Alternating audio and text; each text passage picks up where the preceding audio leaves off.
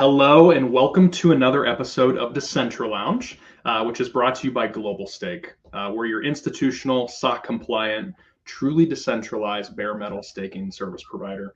And today we're excited. We have a fantastic guest joining us, Kevin Lehtiniitty. He's the CEO and co-founder of Borderless.xyz. If you've been paying attention at all to the intersection of blockchain, global finance, promise you this episode is going to be interesting and you're going to get a lot out of it. But for those of you that aren't aware, Borderless, they're redefining cross-border payments and they're leveraging stablecoins and real-world assets to create a seamless, efficient, and low-cost alternative to our traditional banking systems. Through their global transfer protocol, they're enabling instant remittances across 50 countries and 23 currencies. So without the usual headache of corresponding banking, as we've all experienced. Kevin himself brings a deep expertise in the Web3 infrastructure space. He previously served as the Chief Technology Officer and Chief Product Officer at Fortress Trust, where he helped develop several embedded wallets, some NFT minting engines, and blockchain-based payment solutions. Under his current leadership, Borderless has already secured funding and formed a lot of key partnerships, one of those most notably being Fireblocks. But Kevin, we're excited to have you on today. Let's just keep things simple. Go ahead and kick things off with just fill us in on your background. What got you excited into crypto in the early days, and then what's led that journey all the way through Borderless? Sure. Thanks for having me on, Jordan and Myles. I've been in the blockchain space personally since 2014, but then didn't jump in professionally full-time until 2016, which makes me feel like I'm a little later than a lot of folks. And I recently realized that 2016 is now sadly 9 years ago, and I'm crossing up on a decade of working in the blockchain space full-time. I started working in the space. I led the product team and became the chief product officer at a company called Prime Trust from 2016 until the end of 2020. And that's where I got my first exposure to digital assets. And for me, in terms of personal interests, most interestingly, on the stablecoins. So at the beginning of 2018, I helped launch the first US fully backed stablecoin, which was called TrueUSD. This was before Circle launched their stablecoin USDC. And with TrueUSD, we then helped to launch actually a basket of tokenized currencies. So you had GBP, CAD, AUD, Euro, and USD, which was a really interesting experience, being very, very early to the stablecoin issuance space and understanding what are the challenges and opportunities with moving fiat currency to a blockchain-based system versus our old school system. And then I've always been really, really interested in RWAs and real world assets. And in 2019, I helped write ERC 1400, which is the Ethereum standard for tokenizing securities and other real world assets on chain. And to me, it's always been fairly obvious that the future of finance is on chain. But the future of finance on chain is not speculating on Dogecoin. It's in payments, it's in banking, it's in yield, it's in functions that produce very, very real value for institutions and consumers, not the crypto casino world.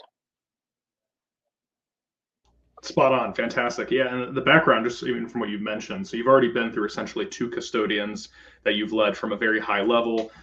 So your background obviously alludes to understanding the space very well versus a typical person that says, hey, I've been in crypto for 10 years. They're often just a degen, to your point. That means, hey, I've held Doge for 10 years. So definitely have a strong background.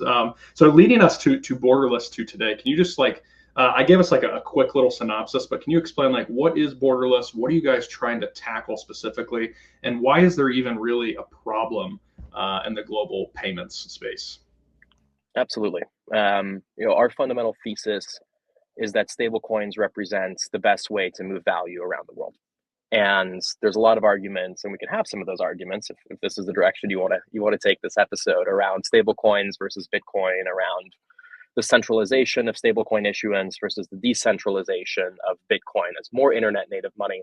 But just for the sake of setting that argument aside, in the immediate future, I think stablecoins are the Trojan horse that brings institutions, corporates, and consumers on chain in a way that's much easier for them to understand, meaning they already understand dollars, they already understand their local fiat currency.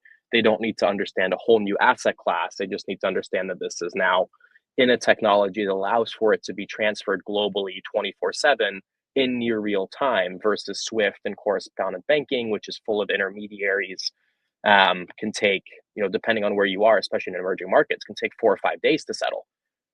Even in the US, we have horribly antiquated payments infrastructure, and the vast majority of our money moves via ACH, which runs in an overnight batch and doesn't show up until the next day, which is mind-numbingly wild, but has led to the rise of the Venmos and Cash Apps and Zells and other things.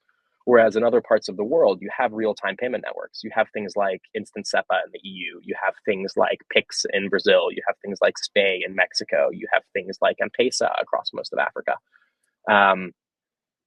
But all of these payment networks, even if they're real-time, so Instant SEPA, Pix, etc., are all walled gardens, and they're all fragmented, meaning I can have a bank account in the EU and Instant SEPA exists as a payment method, and I can have a bank account in Brazil and Pix exists as an instant payment method, but there is no way to instantly transfer between Instant SEPA and Pix. These are fragmented walled gardens that don't interact with each other. And stablecoins present a phenomenal opportunity to start to link these payment networks that already exist on the banking side together to allow for instant, low-cost cross-border transfers. And as we were starting Borderless, I think one of the things that was really, really interesting between when I was working on stablecoins at Prime in 2018, 2019, and where we sit today in kind of 24, 25, was the rise of locally licensed, what I think of as stablecoin-enabled financial institutions.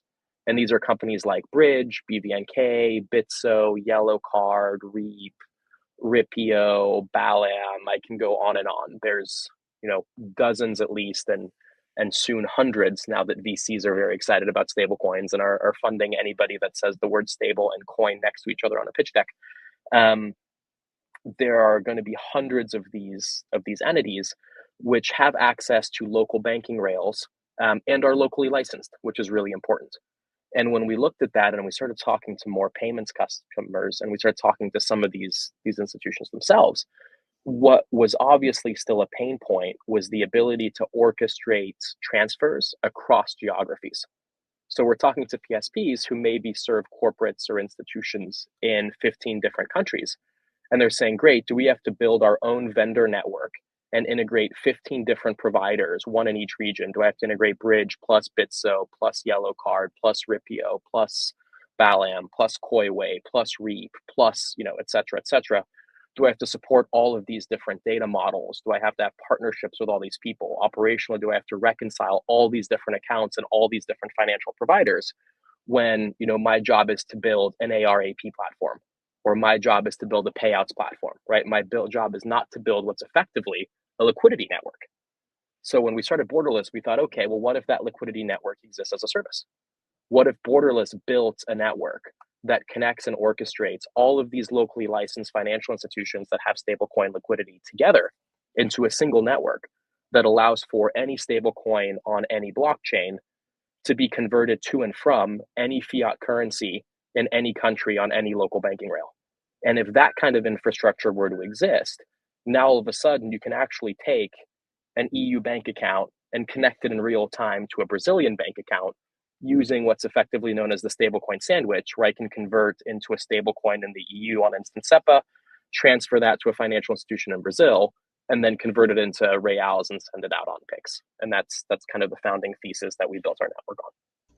That's insane and just super exciting all the way around. In my former life, I was a private banker, so dealing with wire transfers and everything, it was mind-numbing, and payments is what got me excited in crypto personally. But so what you guys have built, very exciting, but can you also now kind of expand for any of the listeners to understand, okay, now we're talking about stable coins. Some listeners have heard people like Elizabeth Warren and others argue that stable coins are bad because Tether might be hiding something. I'm just speaking loosely here. Or You have algorithmic stable coins that can just spiral out of control, and then it's worthless. And then there's even another perspective of it's going to destroy the US dollar or potentially the euro if everything goes on chain. A lot of these are myths, but can you kind of walk through as to what is a stable coin? Why is it not going to destroy the EU? It's not going to destroy the US dollar. And more importantly, what are the differences about why we want a centralized stable coin and not always an algorithmic stable coin? Let me try to tackle those one by one, and I'll create a few kind of definitions along the way, which are my personal opinions. There aren't a lot of industry standards yet around these things because things are new and this is a disruptive technology. But I define a stable coin as an on-chain representation of a fiat currency. And what that definition means is that it inherently does not include algorithmic stablecoins. And I don't necessarily think that algorithmic stablecoins are the world's worst idea. I think there is a time and a place for them, but I don't think they should be called stablecoins. I think they should be called tokenized financial products, because at the end of the day, they're not a currency. They're a financial product that relies on various different mechanisms to try to hold a certain price, and they happen to then be tokenized and put on a blockchain. And I think we need to be very clear as an industry, is this a fiat currency that's on the blockchain? Or is this some sort of structured financial product that tries to keep a market value that is on a blockchain? And that's where we've seen a lot of consumers, institutions, corporates, etc., lose funds, is not on a fully reserved, whether it's dollar-based or something else. It's not on a fully reserved stablecoin.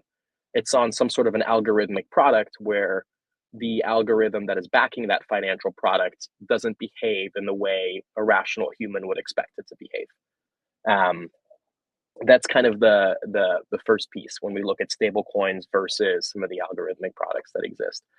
And in terms of kind of why we want these things and what the impact will be, I think fundamentally stable coins are not going to destroy the dollar. Stable coins are actually the best way to export the dollar around the world. And if you think about people in emerging markets, there's tremendous demand globally for the dollar. There's tremendous demand institutionally, there's tremendous demand in corporates, and there's also tremendous demand in retail markets. Consumers in high inflation countries or currency volatile countries in most of the emerging markets would rather have their life savings in dollars than anything else. But if you're a random guy or gal living in Argentina, you can't exactly call up JP Morgan Chase and say, hey, I live in Argentina, can I get a checking account? Right? So access to dollars is really, really difficult, especially for consumers that don't have access to multi-currency banking and some of these more sophisticated banking products that institutions and corporates have access to. And stablecoins now gives them a way to access a dollar through that proxy.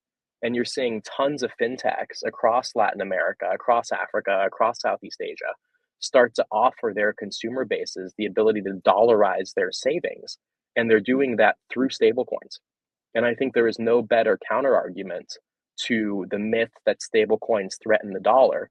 It's the opposite. Stablecoins are the most effective, the most efficient, and the broadest reaching way for the US to export the dollar into all these other global jurisdictions.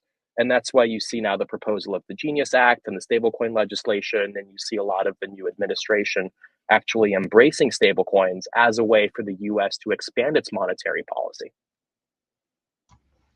Fantastic answer and very well thought out. So then to keep that train of thought going, centralization.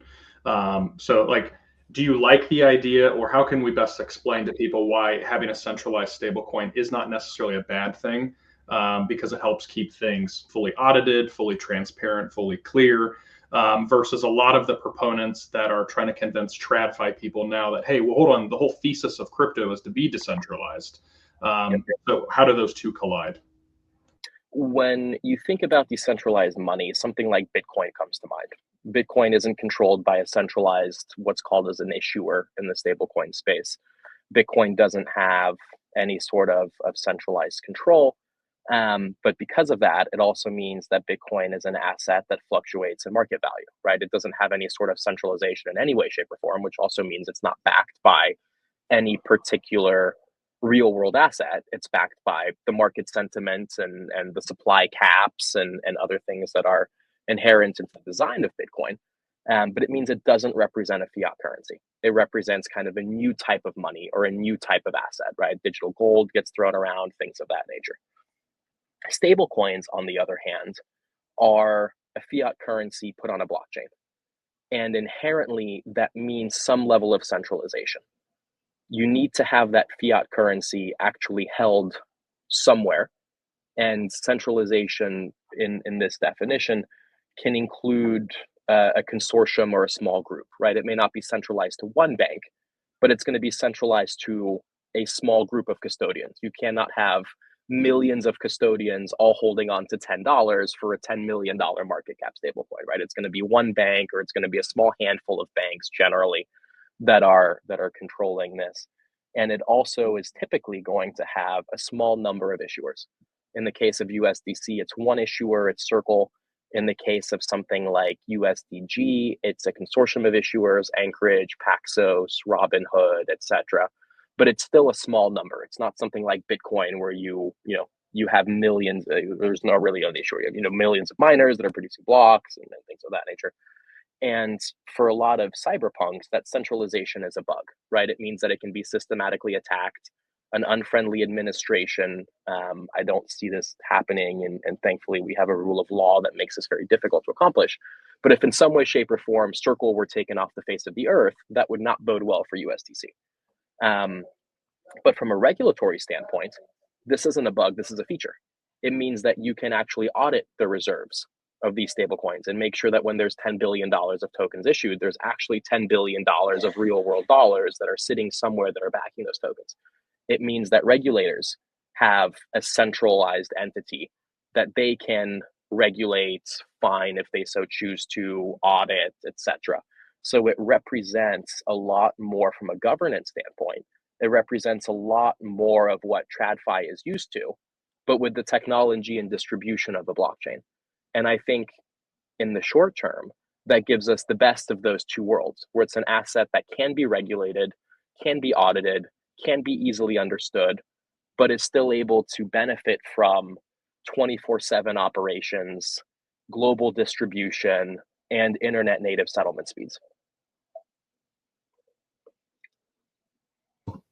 That's awesome. I really wanted to double down on the banking as a service aspect. I know you mentioned startups overseas being able to offer accounts to residents of foreign countries that hold their currencies in a stable coin. Traditionally, if you wanted to build a banking product, financial product in the US, you had to work with banking as a software, a service provider, which was a middleman, and you could provide an FBO or a DDA account. That's caused some issues today where the responsibility of who owns the customer gets muddied and you rely on proprietary ledgers. How can stablecoins solve those issues, but at the same time, with the ease of spinning up these new accounts, and in this case, a new wallet, how do you protect consumers from the issues that we're facing today in like a Synapse case where they're bankrupt and now you're trying to find where people's money are? Stablecoins are going to enable the creation of the world's first truly global fintechs. And they're going to do that because blockchains are the world's first truly global financial infrastructure. If you look at banking as a service programs and you look at a lot of the banks that are major sponsors of those programs, you can look at like the Cross River banks in the US and things like that. You're getting a US banking product, right? You're getting US account numbers, ABA numbers, et cetera, et cetera. You have the exact same thing happening in the EU, which is great. You're getting a virtual IBAN and all those things. These are all highly localized, right? An IBAN can't receive Fedwire or ACH and vice versa. Blockchain-based systems are the first technology that can be accessed by anybody everywhere and transferred to anybody anywhere. And I think you look at the concept of an account, whether it's a checking account, a savings account, a DDA, et cetera. You take the concept of an account maps to a wallet. Wallets are the new kind of fundamental buckets that hold value. And then you ask yourself, okay, well, if accounts are now wallets, what do transfers and currencies look like? And the answer to me is very obviously stablecoins, right? So stablecoins can inherently also be multi-currency, right? We have USDC, we have EuroC. There's going to be CBDCs that are issued by lots of different governments around the world. you've created this infrastructure layer that can be accessed by anybody globally, which is going to create these global fintechs, but also completely changes the picture around risk and fraud. Right now, all of a sudden, the more participants and the more open you have, I would argue, open banking has been a trend for a long time. The blockchain is the ultimate expression of open banking, and the more you have a broader perimeter, the more you also increase the attack vector from a fraud standpoint. And one of the things that I don't think we've done well yet in the blockchain space is mitigating a lot of those fraud risks that exist. And in theory, the blockchain should be the least fraudulent way to move money around the world, right? The ledger is inspectable, it is immutable, it is public, it is, especially in the rise of AI, the blockchain is the biggest financial data set that we have and is continuing to increase in the size of that data set on a consistent basis. And you have a lot of companies doing great work here, like the Chainalysis and the others of the world, that are starting to map a lot of these transactions, create risk scores, which has been really, really helpful from an AML standpoint. But AML is a very different risk from things like first-party fraud, which plagues most peer-to-peer remittance apps and most consumer fintechs. And I don't think that we have the right providers yet around fraud data. And that's a space that we're actually really excited about, given how much blockchain is expanding as a data set, given how it's kind of a common standard across various networks, and how much is lost in fraud losses on a routine basis. We think that's an area where Borderless can actually play some pretty interesting roles, especially given all the identity information and all the transfer information we see from the cross-border payments network. Awesome. Before we wrap things up, I just want to circle back to Borderless specifically. So we've done a great job, or should I say you've done a great job of kind of outlining stablecoins, what's their actual use case, why people should be using them. But Borderless today has the global transfer protocol, which is already supporting 50 plus countries, 23 different currencies. So what's just something that you're very excited about? Maybe some upcoming partnerships, some upcoming projects. Just tell us the future of 2025 for Borderless and what you guys are kind of producing this year. For us, it's all about expanding the breadth of the network. I mentioned our vision is to make any stablecoin on any blockchain interoperable with any fiat currency and any bank account anywhere in the world. And that's obviously a very lofty goal. There exist a lot of stablecoins, a lot of blockchains, a lot of countries, a lot of fiat currencies, a lot of bank accounts. And I'm incredibly proud and excited by the level of support we have thus far. Being in 50 plus countries, I think, is incredible from a stablecoin liquidity standpoint, right? Being able to make stablecoins interoperable with local bank accounts in 50 plus countries is a giant value add, and we're seeing that from our customer base. But it's also, I think, a small dent in where we need to go. And 2025 is focused on expanding the breadth of that network and going from 50 to 60, 60 to 75, 75 to 100, and really being the infrastructure layer in the network that allows anybody anywhere to start to interact with stablecoins. And now we're not consumer facing in any way, shape, or form, right? But we're going to power the FIs, the fintechs, the corporates, and the institutions that then create the products that enable the retail masses to come in. Amazing. Kevin, for anybody who wants to continue following along that journey, what are some socials, some websites, and ways that, if people want to, can even continue the conversation with you going forward? Sure. Borderless.xyz is the easiest way to get hold of us. We announced our network at Money 2020 last year, so that was like end of October, beginning of November. And fortunately or unfortunately, it's always a double-edged sword. We've been slammed with so much interest that we've kind of put the Borderless network behind a wait list, because it's the only way as a small growing startup that we can make sure that we keep everything extremely high quality and we don't just get slammed by too much demand. So there is no way to just get up and running on Borderless. There is a wait list, and you've got to reach out to us, and we can have some of those conversations. And then we're also on Twitter under at Borderless.xyz, and I'm on Twitter under Kevleht, because no one can spell my last name. and always happy to chat with folks.